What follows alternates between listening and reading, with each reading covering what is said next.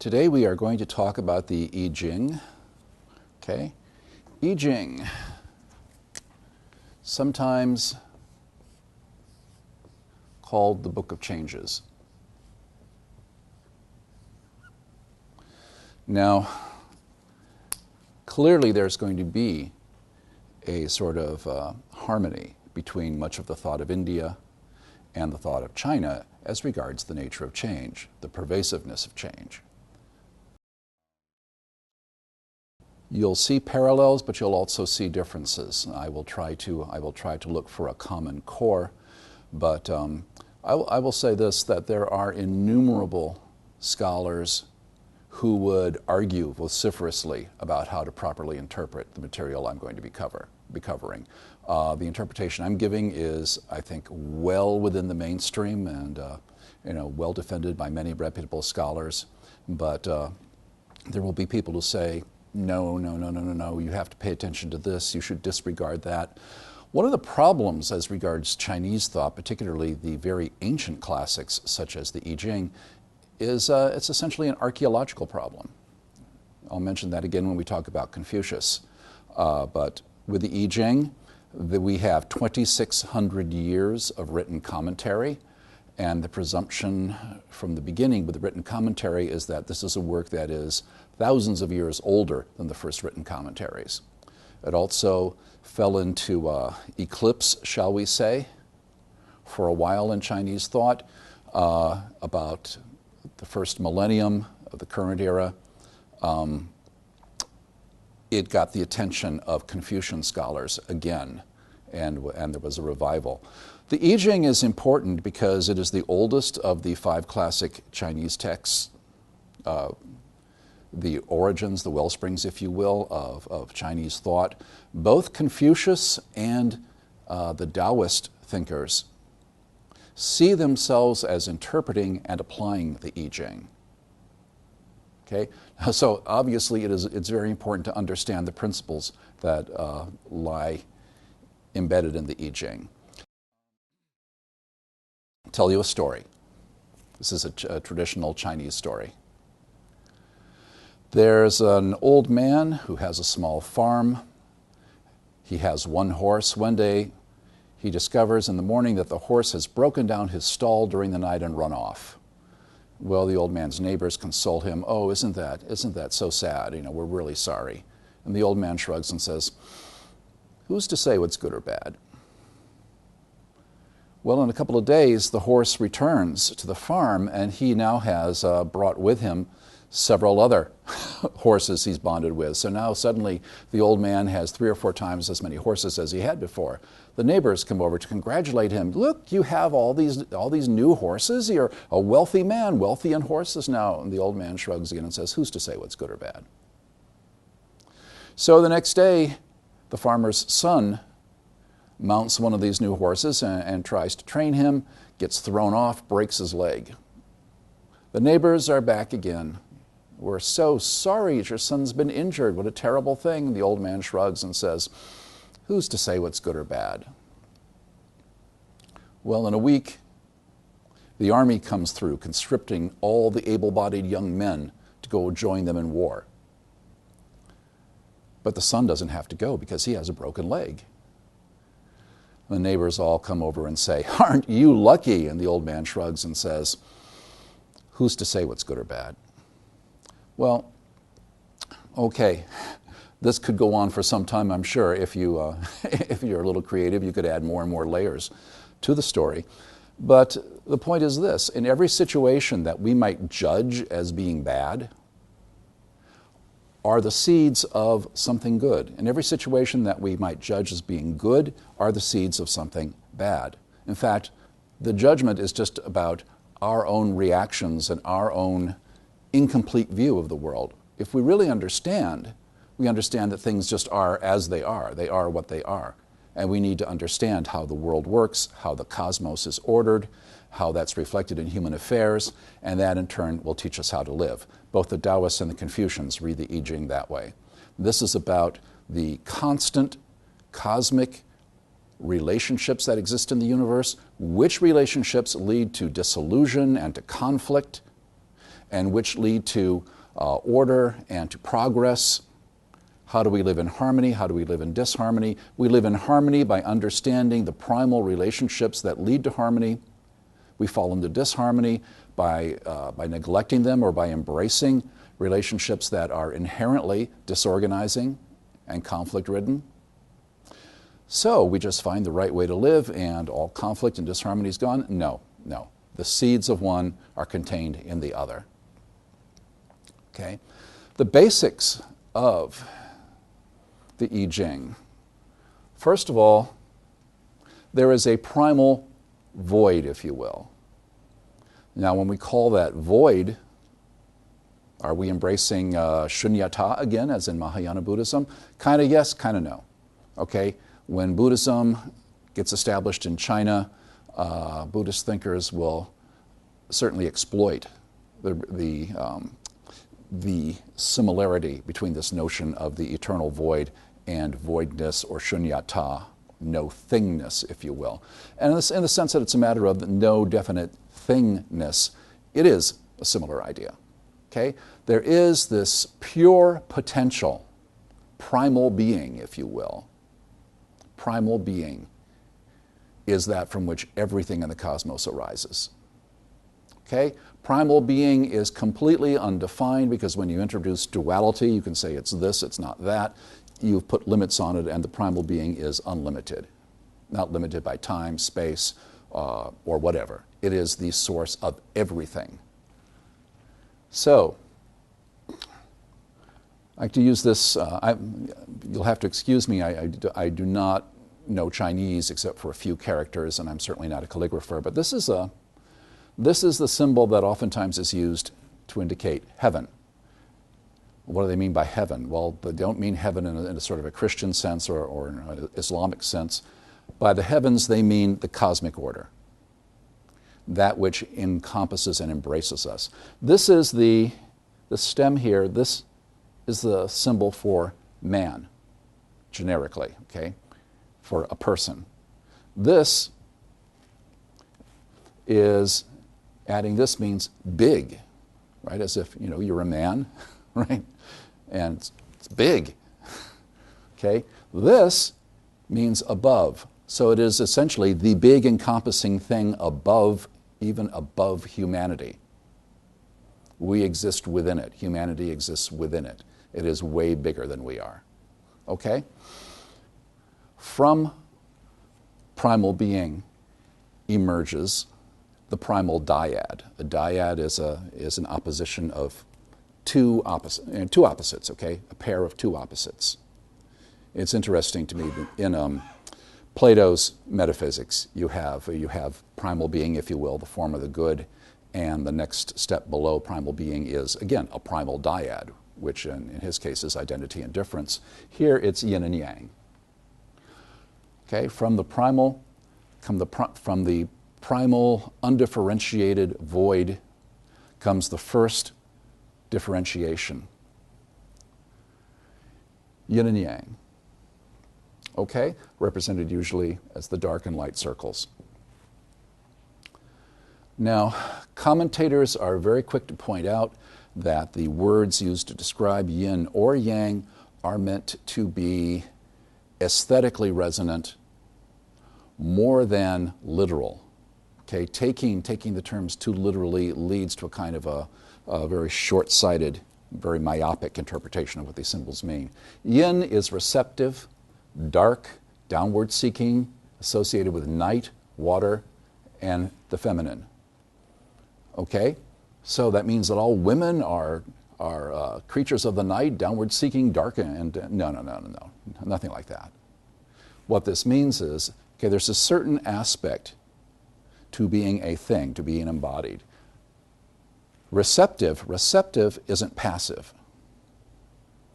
Okay? A student of mine years ago in studying this material said that it hit her like a ton of bricks once when as she was studying this, that docile doesn't mean, she looked it up, docile doesn't mean stupid or weak-willed or anything. Docile means able to be educated. Receptive means able to receive. If you think that that means just simply being passive, well, clearly, if you think about that for even a moment, to be really receptive, to actually learn, to be attentive, to be paying attention, to be focused, to be receiving, to be processing what's coming to you, that's not a passive state at all. That's a very energetic state. Receptiveness is a kind of energy. Darkness, well, do we associate darkness with evil or with so forth? Well, hey, the dark, as is often pointed out in particularly in Japanese Buddhism, when we get to that, the dark defines the light. At the time I'm making this, I was just remarking we're having a cold, rainy day. Yesterday, it was nearly 90 degrees and very hot. Gee, is a dark day a bad thing? It's refreshing. You've worked all day and the night comes, it's a time of refreshment. Okay? So, this is not a negative thing at all. Downward seeking, well, isn't that bad? Well, no. When water evaporates, it's upward seeking. When it rains and comes back down to earth and replenishes and nourishes the earth, it's downward seeking. Okay? Water, we'll talk about the symbol of water more when we talk about Taoism, but very often you find proverbs within Chinese thought saying water is the strongest of the natural elements. What's stronger than stone? Well, what can wear away stone? Water. Okay. And of course, nothing lives without water. Okay? Female is not literally gender. What mainly differentiates females from males? Generically, females can give birth. The ability to be the source of generation is what's symbolized by calling yin female. Okay. Yang, similarly, is the active. If you're going to be receptive, something has to be active or there's nothing for you to receive. Bright, well, bright and dark define each other. Upward seeking, water doesn't evaporate, there's no rain. Day and night define each other.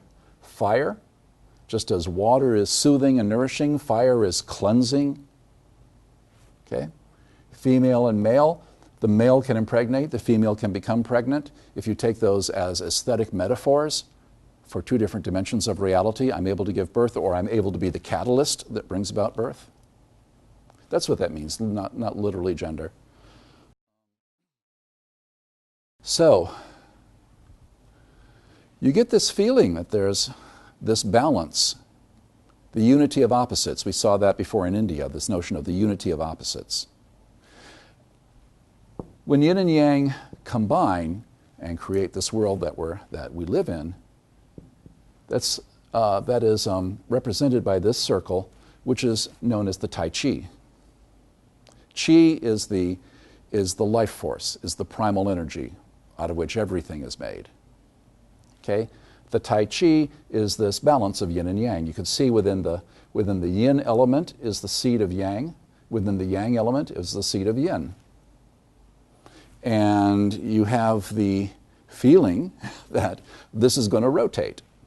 Okay, yeah, because sometimes we're passing into a state of yin and out of a state of yang, and sometimes we're passing into a state of predominantly yang and out of a state of yin, but the opposite is always present. Opposite is just a way of seeing it. The whole unity is always there. The idea, of course, is that the world is made up of relationships.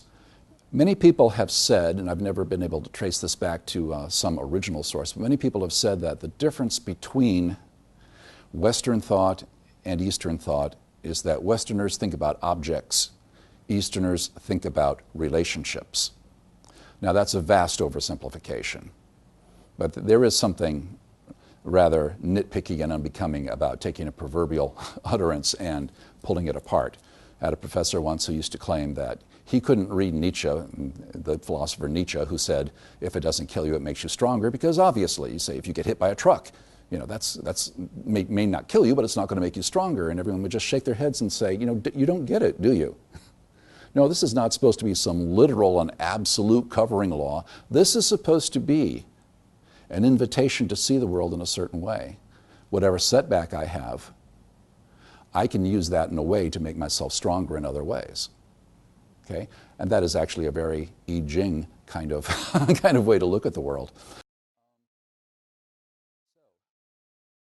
Of course, Westerners do think about relationships, and Easterners do think about objects, but what is the predominant way of looking at things?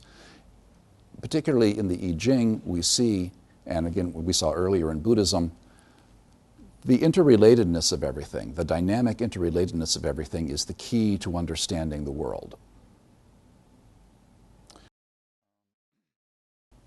So, everything that we have, everything that we are, everything that we do, is made out of some intricate combination of yin and yang. If we understand that when yin and yang get out of balance, change has to take place. The universe tries to return to balance. And if we understand that, we can either roll with that change, or we can foolishly try to oppose it, in which case we'll end up being part of the conflict and dissolution ourselves. That's something that Taoism particularly likes to talk about.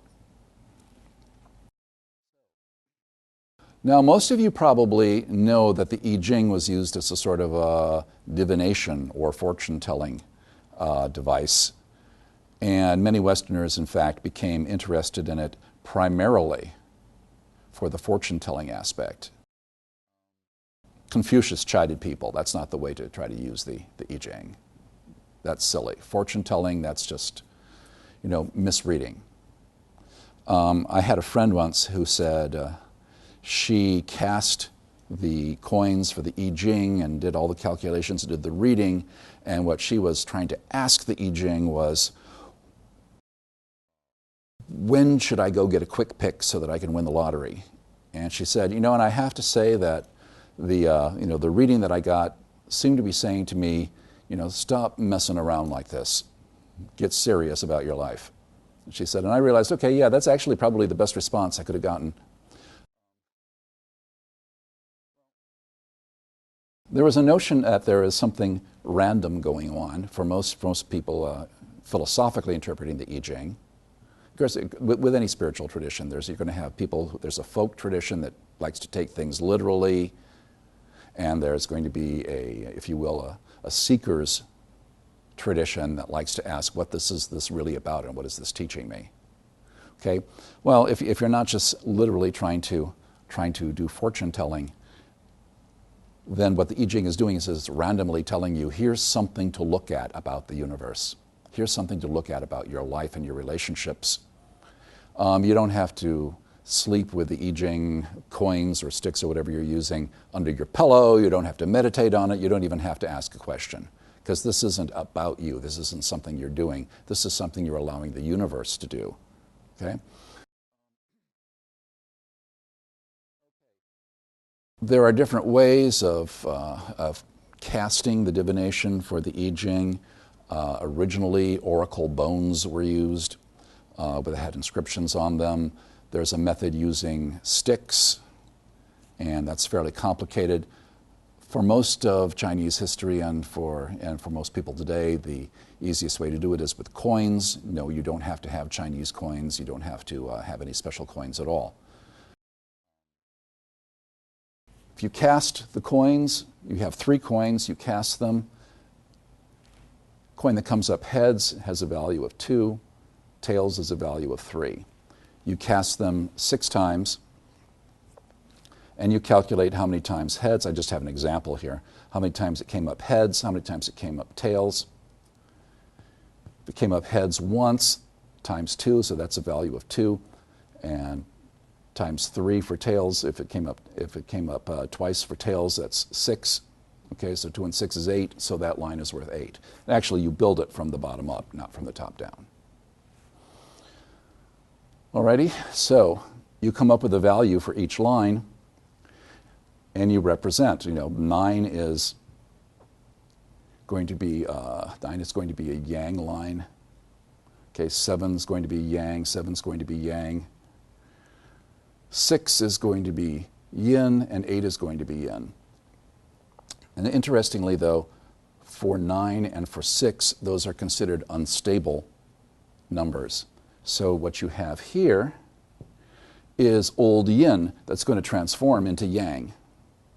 And what you have here is old yang that's going to transform into yin. So you build the original hexagrams and you look them up in the table as to which parts of the I Ching you should go to for, to read what does this mean.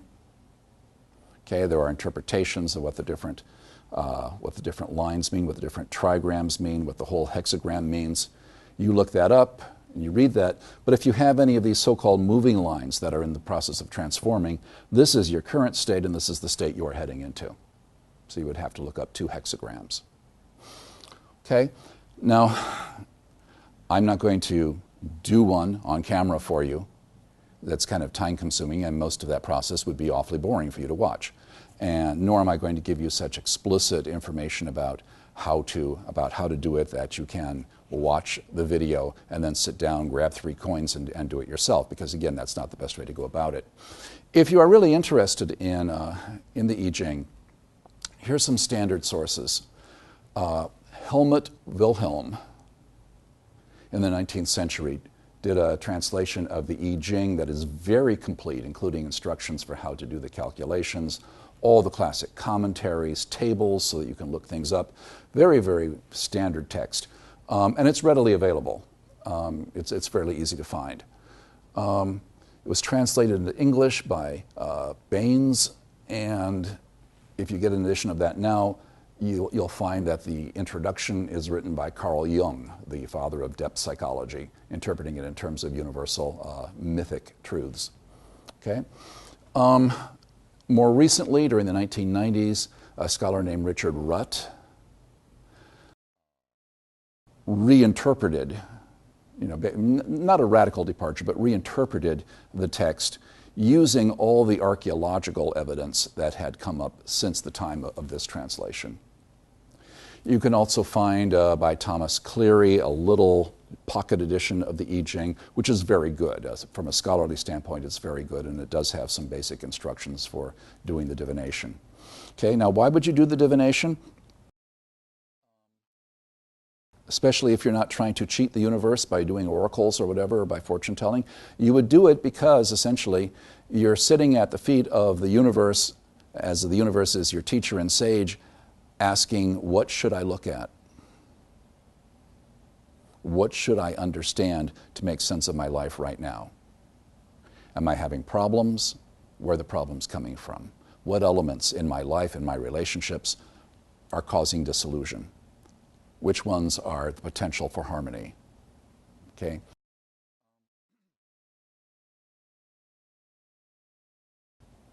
As I said before, the I Ching is an extremely influential work, not only in Chinese thought, though. In the 18th century, Europeans were reading a lot of newly translated Chinese texts, and they were just, particularly in Germany, they were absolutely delighted that here's this civilization other than our own that has such tremendous thinkers.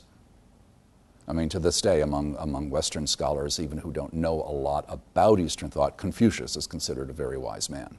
I remember my classics professor, who basically thought anyone who grew up outside of Western civilization was probably either crazy or ignorant. Right? His attitude is a bit of a, let's say, an unfortunate antique. But I remember him even once saying something about Confucius and looking very serious and saying, and Confucius was a very wise man. Okay, well, Confucius is interpreting, as he sees it, interpreting the I Ching and applying it to our social relationships. So, Gottfried Leibniz, an important German philosopher and mathematician. Leibniz, you might know, invented calculus about the same time that Isaac Newton invented calculus. There was some rivalry at the time who came up with it first. Most scholars today would say, well, they were independently coming up with it at about the same time. Leibniz, upon reading the I Ching in the early 18th century, said, this is a demonstration that binary logic has universal applicability and is a tremendous source of wealth as far as understanding the world. Okay, so that's, again, innumerable, infinitely many ways that you can understand and use the I Ching and make it a benefit to you. Incidentally, most scholars would also admit that the Japanese came up with a form of calculus before either Leibniz or Isaac Newton. So, okay, well, it is interesting how incredibly profound a view of the universe and of our place in it this actually is, and how in popular culture it's simply seen as a means of fortune telling. When we trivialize great truths, that perhaps is an oracle about our own fortunes in the world. Okay.